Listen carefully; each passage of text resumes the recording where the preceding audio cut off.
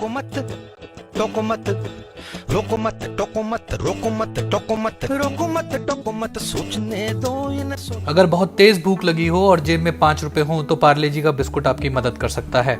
Corona virus और lockdown के दौर में भी कुछ ऐसा ही देखने को मिला।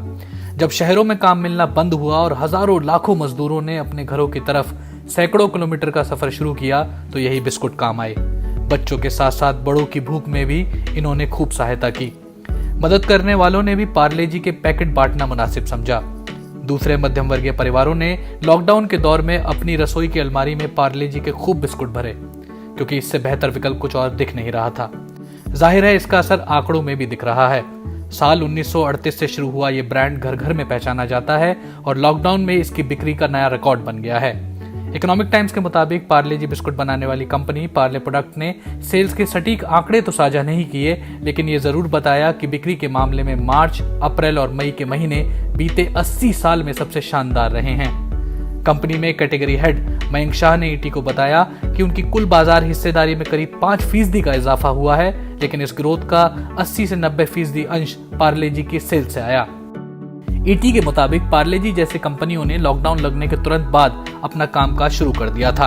इन कंपनियों में से कुछ ने अपने मजदूरों और कर्मचारियों को लाने ले जाने का इंतजाम भी किया ताकि काम ना रुक सके।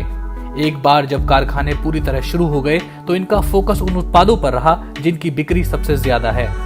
शाह ने बताया कि लॉकडाउन के समय पार्ले जी कई लोगों के लिए खाना बन गया था। बड़ी संख्या में लोग ऐसे थे जिनके पास केवल यही था। ये आम आदमी का बिस्कुट है। उन लोगों के लिए जो ब्रेड नहीं खरीद सकते उनके काम ये बिस्कुट खूब आया। जानकारों का कहना है कि लॉकडाउन में लोगों को जो मिल रहा था वही खरीद रहे थे, चाहे वो महंगे उत्पाद हो या फिर कुछ सस्ते। जानकारों का कहना है कि इनमें से कुछ कंपनियां बीते 1-2 साल से अपने डिस्ट्रीब्यूशन नेटवर्क पर काफी काम कर रही थी ताकि वो ज्यादा से ज्यादा बाजारों, दुकानों और घरों तक पहुंच सकें। कोरोना वायरस और लॉकडाउन के दौर में ये डिस्ट्रीब्यूशन नेटवर्क इन कंपनियों के काफी काम आया। इसका असर सीधे तौर पर पार्ले जी बिस्किट पर भी पड़ा, क्योंकि इस उत्पाद के दाम कुछ कम है और इसकी पहुंच ज्यादा से ज्यादा लोगों तक हो सकती है।